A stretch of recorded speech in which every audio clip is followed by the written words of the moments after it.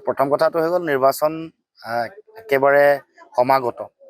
গতিকে আমি আমাৰ নিৰ্বাচনী কামৰ বা আমাৰ যিবোৰ সাংগঠনিক কাম কাজৰ তীব্ৰতাটো আমি বঢ়াইছোঁ। আৰু আপোনালোকে সকলোৱে জানে যে আমি কিছুমান সমষ্টিক আমি লক্ষ্য কৰি লৈছোঁ, ফ'কাছ কৰি লৈছোঁ। আমাৰ নতুন ৰাজনৈতিক দল হিচাপে আমাৰ সাংগঠনিক বিস্তৃতি ক'ত ক'ত আছে, আমাৰ সাংগঠনিক শক্তি আৰু ভেটি ক'ত আছে, সেইটো আমি নিৰ্মূলভাৱে বিশ্লেষণ কৰিছোঁ। আৰু যিহেতু মিত্ৰতা হোৱাৰ যিটো কথা সেইটো ইতিমধ্যে যথেষ্ট আগবাঢ়িছে, আপোনালোকক কৈছোৱেই, বিভিন্ন সময়ত জনাইছোঁ। গতিকে আমি আমাৰ যিবোৰ সাংগঠনিক কাম কাজ, আমাৰ দলৰ কাৰ্যালয় গঢ়ি তোলা, তাৰ লগে লগে দলৰ কাৰ্যালয়ক এটা জনগণৰ ৰাইজৰ কাৰ্যালয় হিচাপে, ৰাইজৰ এটা অনুষ্ঠান হিচাপে ইয়াৰ পৰাই যাতে আমি আমাৰ যিটো বিজেপিক উৎখাত কৰাৰ যিটো যাত্ৰা এইটো অধিক শক্তিশালী কৰিব পাৰোঁ, তাৰ কাৰণে আমি চিন্তা চৰ্চা কৰিছোঁ। গতিকে আজি অসম জাতীয় পৰিষদৰ আমাৰ খোৱাং সমষ্টি সমিতিৰ যিটো মূল কাৰ্যালয়, মুখ্য কাৰ্যালয় আমি আজি ইয়াত উদ্বোধন কৰিছোঁ।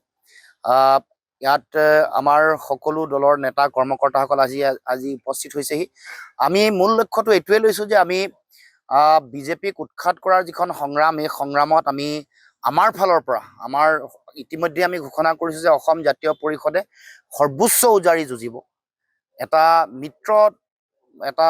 জোঁট আছে, মিত্ৰজোঁটৰ এটা ৰাজনৈতিক দল হিচাপে আমাৰ যিটো দায়িত্ব, সেই দায়িত্বক আমি জাতীয় দায়িত্ব, সংবিধান আৰু ন্যায়পালিকা ৰক্ষাৰ দায়িত্ব হিচাপে আমি গণ্য কৰিছোঁ।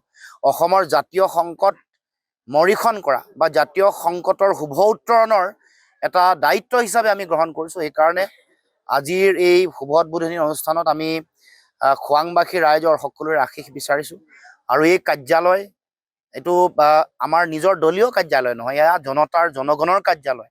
তেওঁলোকৰ আশা আকাংক্ষা, তেওঁলোকৰ জাতীয় আত্মপ্ৰতিষ্ঠাৰ সংগ্ৰামৰ চিন্তা চেতনা বহিঃপ্ৰকাশ কৰা আৰু কাৰ্যকৰী কৰাৰ এইটো এটা কাৰ্যালয় বা এইটো এটা ক্ষেত্ৰ হিচাপে সকলোৱে গ্ৰহণ কৰিব। সেইকাৰণে সকলো স্তৰৰ, সকলো পৰ্যায়ৰ মানুহক ইয়ালৈ আহি আশীষ, দিহা পৰামৰ্শ, সকলোৰে অভিভাৱকত্ব দিবৰ কাৰণে মই আহ্বান জনাইছোঁ। আৰু এই কাৰ্যালয় খোৱাংবাসী ৰাইজৰ নিজৰ কাৰ্যালয়, ইয়াৰ জনগণৰ কাৰ্যালয়। তেওঁলোকৰ সমস্যাসমূহৰ বিৰুদ্ধে যুঁজ দিয়াৰ এইটো ঠাই। তেওঁলোকৰ দীৰ্ঘদিনীয়া অপ্ৰাপ্তি, তেওঁলোকক প্ৰতাৰণা, বিশ্বাসঘাতকতা, এইবোৰ সকলোৰে উত্তৰ দিয়াৰ এই কাৰ্যালয়ে আধাৰ প্ৰস্তুত কৰিব, তাকে আমি কামনা কৰিছোঁ। আৰু সকলো অঞ্চলৰ ৰাইজক এই কাৰ্যালয়লৈ আহি তেওঁলোকে যাতে জাতীয় আত্মপ্ৰতিষ্ঠাৰ সংগ্ৰামখন দৃঢ় আৰু শক্তিশালী কৰে আৰু বিজেপিক উৎখাত কৰাৰ এই চিন্তাক যাতে সকলোৱে ঐক্যবদ্ধভাৱে আগবঢ়াই লৈ যায়, তাৰ কাৰণে সকলোকে আহ্বান জনাইছোঁ।